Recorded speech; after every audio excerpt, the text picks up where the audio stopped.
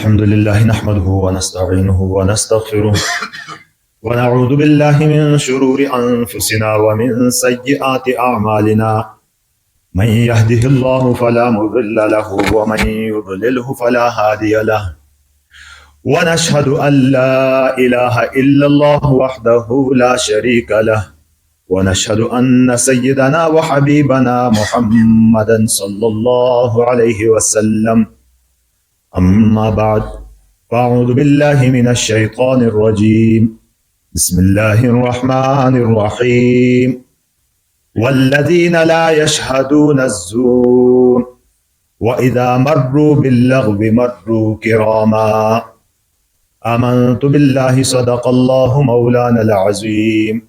میرے محترم بھائیو، بزرگ اور دوستو، عباد الرحمن کے سلسلے میں بات چل رہی ہے کہ اللہ کے وہ بندے جو اللہ کے پسندیدہ بندے ہیں، جن کا ذکر اللہ رب العزت نے عباد الرحمن، رحمان کے بندوں سے کیا ہے. تو ان کی چند صفات کا ذکر پچھلے اجتماعات میں ہوا، اور پچھلے جمعے اسی آیت کے پہلے حصے پر بات ہوئی کہ والذین لا یشہدون الزور، کہ رحمان کے یہ بندے جھوٹی گواہی نہیں دیتے. جھوٹی گواہی کو اللہ کے نبی پیارے محمد صلی اللہ علیہ وسلم نے اکبر کبائر میں شمار کیا ہے کہ گناہ کبیرہ میں سے بڑے گناہوں میں کیا؟ شرک باللہ، ماں باپ کی نافرمانی، اور پھر بڑی تاکید سے فرمایا جھوٹی گواہی دینا بذات خود عبادت ہے، لیکن گواہی جھوٹی دینا بڑے گناہوں میں سے بڑا گناہ ہے.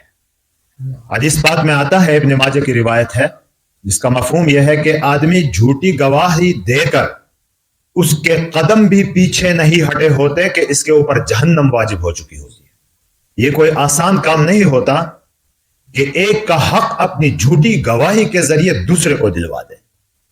حق کسی اور کا ہے، اور جھوٹی گواہی کے ذریعے اگر اس کو کسی اور کے نام کرا دے تو یہ کوئی معمولی حرکت نہیں ہے، بلکہ اس کے ایمان کے خلاف بات ہے. یہ اللہ کے اوپر یقین کے خلاف بات ہے. یہ والذین لا یشہدون الزور، یہ وہ لوگ ہیں رحمان کے بندے جو برائی کی محفلوں میں، جھوٹ کی محفلوں میں، لغو کی محفلوں میں، لغویات کی محفلوں میں شامل نہیں ہوتے. اور آگے فرمایا کہ وَإِذَا مَرُّوا بِاللَّغْوِ مَرُّوا كِرَامًا، کہ جب یہ لوگ کسی لغو بات میں، جہاں لغو بات کی محفل ہو، وہاں سے گزرتے ہیں تو عزت کے ساتھ گزرتے ہیں، شرافت کے ساتھ گزرتے ہیں، وقار کے ساتھ گزرتے ہیں. یعنی حاضر تو ہونا دور کی بات، کبھی بائی چانس اس قسم کی محفلوں میں کا سامنا ہوتا ہے تو بڑے وقار کے ساتھ گزرتے ہیں. اب یہ لغو محفلیں کیا ہیں، لغو کیا ہے، اور پھر عزت کے ساتھ گزرنا کیا ہے؟ لغو ہر وہ کام کہ جس کا دنیا اور آخرت میں کوئی فائدہ نہ ہو. ایسے وہ تمام کام کہ نہ دنیا کا کوئی فائدہ اس میں ہے، نہ آخرت کا کوئی فائدہ. تو ایسے تمام کام لغو کام کہلاتے ہیں. ایک تو یہ ہے کہ ایسا کام کہ جس سے اللہ کی ناراضگی ہو، تو یہ تو گناہ ہے، یہ تو لغو کی اعلیٰ مثال ہے. لیکن ایسا ہر وہ عمل کہ جس سے نہ دنیا کا کوئی فائدہ، نہ آخرت کا کوئی فائدہ، نہ دنیا کی کوئی ضرورت آپ کی اس سے وابستہ ہے، نہ آخرت کی کوئی ضرورت اس سے وابستہ ہے، ایسے کاموں میں لگنا لغو میں لگنا کہلاتا ہے. اصل یہ ہے کہ اللہ رب العزت نے ہمیں جو وقت دیا ہے دنیا کا، یہ بہت ہی مختصر وقت ہے، بہت ہی چھوٹی زندگی ہے ہماری. یہ آخرت کی زندگی کے مقابلے میں قطرہ بھی نہیں ہے. آخرت کی زندگی ہمیشہ کی زندگی دنیا کی زندگی کے بارے میں فرمایا لہو و لعب، لمحوں میں گزر جاتی ہے، پتہ بھی نہیں چلتا. آدمی بچہ اب جوان ہو جاتا ہے، جوانی میں بڑھاپے کی طرف چلا جاتا ہے، اور پھر آخر میں اعلان ہو جاتا ہے اس کا نماز جنازے کا. تو یہ وقت ہمیں آخرت کی تیاری کے لیے دیا گیا ہے. اس نقطے سے جب بندہ غافل ہوتا ہے تو پھر اپنے اوقات لغویات میں ضائع کرتا ہے، فضول کاموں میں ضائع کرتا ہے، اور بیٹھے بٹھائے کہتا ہے کہ بھائی ذرا ٹائم پاس کر لیں، ٹائم پاس کرنے میں اپنا وقت برباد کرتا ہے۔ لغو کاموں میں مبتلا ہونا آج کے دور میں بہت زیادہ ہے، یہ بلکہ باقاعدہ طور پر تربیت بھی اس قسم کی ہوتی ہے۔ آپ کسی بڑے ادارے کے امتحان کا پرچہ اٹھا کے دیکھیں تو وہاں سوالات اس قسم کے ہوتے ہیں کہ جس کا نہ دنیا کے ساتھ کوئی فائدہ ہے نہ آخرت کے ساتھ کوئی فائدہ ہے، کہ فلاں مشہور آدمی کس وقت سویا تھا اور کس وقت جاگا تھا، اس کا دنیا کے ساتھ کیا تعلق ہے اور آخرت کے ساتھ کیا تعلق ہے اس کا۔ لیکن ان کاموں میں لگا کر بچوں کو ان لغویات میں ٹائم ضائع کیا جاتا ہے، ان کا جو مقصد کی چیزیں ہیں وہ پیچھے چلی جاتی ہے، سیکنڈری حیثیت ہوتی ہے اس کی طرف۔ اسی طرح لغویات کی آج کل عام مثال، عام طور پر آج کی دنیا میں موبائل فون ہے۔ موبائل فون اس حد تک تو صحیح ہے کہ اس میں آپ کال کرتے ہیں، ضروری کال آ جاتی ہے، اس حد تک ضرورت ہے کہ آپ علوم حاصل کرنے کے لیے مختلف ایپس کے ذریعے وہاں کوئی فائدہ اٹھاتے ہیں، لیکن اس کے علاوہ جو اسکرول کرتے ہیں، اسکرول ڈاؤن اور اپ کرتے ہیں، اس میں سارا وقت ضائع کیا جاتا ہے۔ بچوں کا کارٹون میں لگا دیا گیا، اور بڑے جب اس کو کھولتے ہیں تو یہ تو ایک دنیا ہے، ایسی دنیا ہے کہ جہاں گند بھی ہے، جہاں اچھی باتیں بھی، لیکن گند زیادہ ہے، اور گندگی انسان کو کھینچ کے چلی جاتی ہے، کیونکہ وہ گندگی خواہشات کے مطابق ہوتی ہے، اور خواہشات انسان کو جہنم کی طرف دھکیلنے والی چیز ہے۔ تو یہ لغویات، اور جہاں محفل ہی ایسی سجی ہو کہ جہاں تاش کھیلا جا رہا ہے، بھائی کرکٹ فٹ بال ہو اور وہ بھی کسی محدود وقت میں ہو، تو ہم کہہ سکتے ہیں کہ بدن کی ورزش ہے۔ تاش میں کیا ورزش ہے، لوڈو میں کیا ورزش ہے؟ یا یہ تفریح کوئی 5-10 منٹ کے لیے ہو تو آدمی کہے کہ دماغ فریش کرنے کے لیے کیا، جہاں اس کو ضرورت ہی سمجھ کر سارے ضروری کام چھوڑ کر اس کے پیچھے لگ جانا، یہ لغویات میں مبتلا ہونا ہے۔ اور اللہ کے یہ نیک بندے ان لغو کاموں میں نہ شریک ہوتے ہیں، نہ جب پاس سے گزرتے ہیں تو بھی کرام اور عزت اور وقار کے ساتھ گزرتے ہیں۔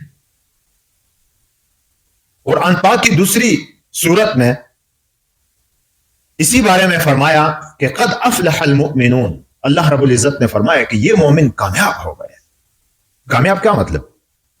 کہ ضرورتیں بھی پوری، پریشانی بھی کوئی نہیں، اس کو کامیاب ہونا کہتے ہیں، کہ ضرورتیں بھی پوری، پریشانی بھی کوئی نہیں، اور یہ کامیابی دنیا میں بھی ہے اور آخرت میں بھی ہے۔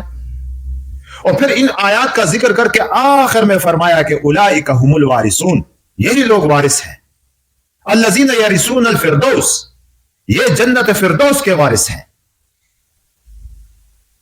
اب جنت فردوس، جنت کی تو درجے ہیں نا، جنت کے اعلیٰ درجہ جنت الفردوس کا ہے، اس لیے حضور صلی اللہ علیہ وسلم کے ارشاد کا مفہوم ہے کہ جب بھی جنت مانگو اللہ سے تو جنت الفردوس مانگو، کہ یہ اعلیٰ میں درجہ ہے جنت کا، کہ اللہ کے عرش کے نیچے ہے اس کی جگہ، اور یہاں سے دوسری جنتوں کی طرف نہریں بہتی ہیں۔ تو یہ لوگ کامیاب ہوئے، اور پھر آخر میں فرمایا کہ یہی لوگ جنت الفردوس کے وارث ہیں۔ پھر 6-7 صفات ذکر کی، ان میں سے الذین هم فی صلاتهم خاشعون، جو اپنی نمازوں میں خشوع رکھتے ہیں، والذین هم عن اللغو معرضون، جو لغو کاموں سے اعراض کرتے ہیں، ان کی طرف اس کی توجہ ہی نہیں ہوتی۔ تو لغو، بیکار، بےہودہ، بے ضرورت، بے فائدہ کاموں میں لگنا تو دور کی بات، جب ایسے کام جہاں ہوتے ہیں تو وہاں سے بھی عزت سے گزرتے ہیں، وہاں شامل نہیں ہوتے۔ اب یہاں سوال پیدا ہوتا ہے کہ حدیث پاک میں تو آتا ہے کہ جب برائی کو آپ دیکھیں، من رأى منکم منکرا فلیغیرہ بیدہ، تو اس کو اپنے ہاتھ کی طاقت سے روکے، وَإِن لَّمْ يَسْتَطِعْ فَبِلِسَانِهِ، اگر اس کی قوت طاقت نہیں ہے تو پھر زبان سے اس کو روکنے کی کوشش کرے، وَإِن لَّمْ يَسْتَطِعْ فَبِقَلْبِهِ، अगर इसकी भी इस्तिताअत और ताकत नहीं है तो अपने दिल में उसको बड़ा समझे। वज़ालिका अज़अफुल ईमान, और ये ईमान का ज़ईफ दर्जा है। और यहां इस आयत में यह बयान किया गया कि जब लग़्व बातों से गुजरते हैं तो शराफत से गुजरते हैं, मतलब कोई लड़ाई झगड़ा वहां नहीं करते। तो इस बात को समझना है कि ये जो 3 दर्जे बताए हैं इंसान की उसकी हैसियत के मुताबिक बता दिए गए हैं। ये जो कहा गया कि मुनकर और बुरे काम को करते हुए देखे तो अपनी ताकत से उसको रोके, तो ये साहिब इक़्तिदार लोगों के लिए है, ये जिनके पास इक़्तिदार है। अब ये इक़्तिदार सिर्फ ये नहीं कि वज़ीर आज़म और सदर के पास है, इक़्तिदार हम में से हर एक के पास है, लेकिन अपने दायरे में है।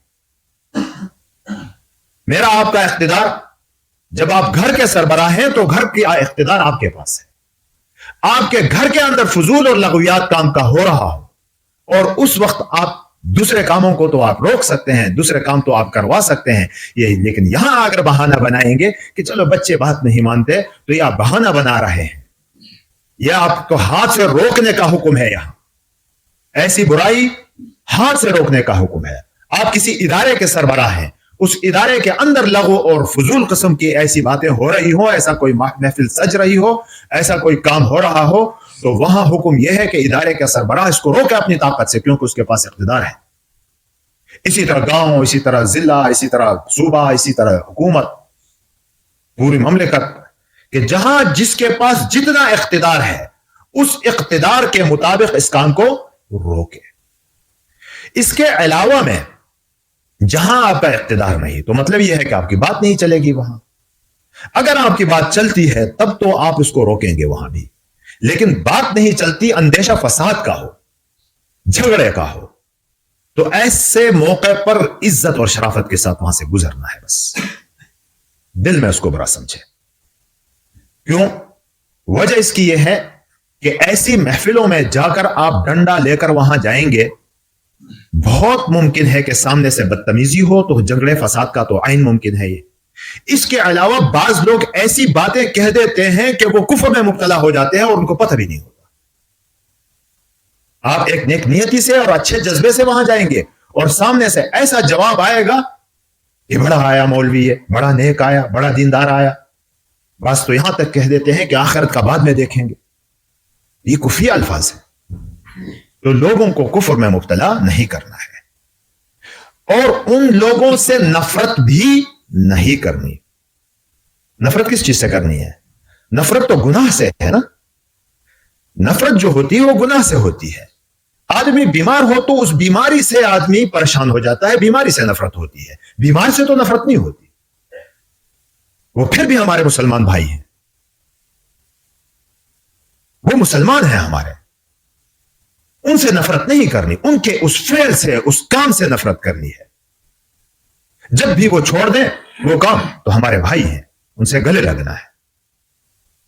तो ये पहला दर्जा, जिनके पास ताकत और इस्तिताअत हो तो उनके लिए है। जहां ताकत और इस्तिताअत नहीं है, आप समझते हैं कि मेरी ताकत इतनी नहीं है कि मैं इसको अपने हाथ से रोकूं, तो फिर उस वक्त इज्जत और इकराम से, शराफत के साथ वहां से गुजरना है। हज़रत इब्न मसऊद रज़ी अल्लाह तआला अन्हु बड़े मशहूर सहाबी हुज़ूर नबी अकरम सल्लल्लाहु अलैहि वसल्लम के, एक दफा किसी ऐसी महफिल के पास से गुजरे, वो तो कुफ्र का भी माहौल था ना, तो चादर बचा के अपनी रुख मोड़ के किसी और तरफ से निकल गए वहां से। तो हुजूर नबी अकरम सल्लल्लाहु अलैहि वसल्लम ने फरमाया कि अस्बह इब्न मसऊद व अमसा करीमन, इब्न मसऊद बाइज्जत होके गुजर गए वहां से। तो मेरे मोहतरम भाइयों, बुजुर्गों और दोस्तों, अल्लाह के ये नेक बंदे, अल्लाह के ये अच्छे बंदे, रहमान के ये बंदे, ना सिर्फ ये है कि ऐसी महफिलों में शरीक नहीं होते, महफिलों में शरीक होना तो दूर की बात है, लेकिन कभी बाई चांस इत्तिफाकन किसी ऐसी महफिल के पास से गुजरना हो तो वहां भी शराफत के साथ, वकार के साथ अपना दामन बचाते हुए वहां से निकलते हैं। तो यह है रहमान के बंदों की सिफात।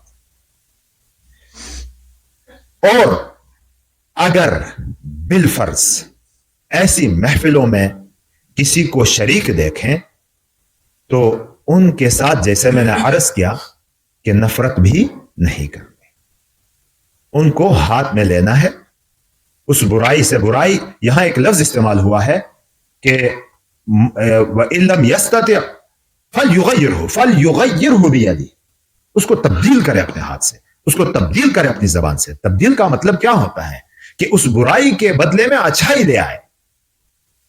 تو یہ صرف لڑائی جھگڑے سے نہیں ہوتا، ترغیب سے ہوتا ہے، اپنے بچوں کو سنبھالنے سے ہوتا ہے، اپنے گھروں کے اندر اس چیز کو کنٹرول کرنے سے ہوتا ہے۔ ورنہ میرے محترم بھائیوں، بزرگوں اور دوستوں، یہ ایسے کام ہے کہ جو سربراہ ہوتے ہیں گھروں کے، جو گھروں کے بڑے ہوتے ہیں، اداروں کے بڑے ہوتے ہیں، اگر وہ اپنے فرائض پورے نہیں کریں گے تو ایک وقت ایسا آئے گا کہ یہ روکنا چاہیں گے تب بھی نہیں روک سکیں گے۔ ان کا دل چاہے گا روکنے کو، لیکن ان کے ہاتھ سے بات نکل چکی ہوگی۔ اس لیے ابتدا ہی سے ان چیزوں پر کنٹرول رکھنا ہے۔ اللہ رب العزت عمل کرنے کی ہم سب کو توفیق نصیب فرمائے۔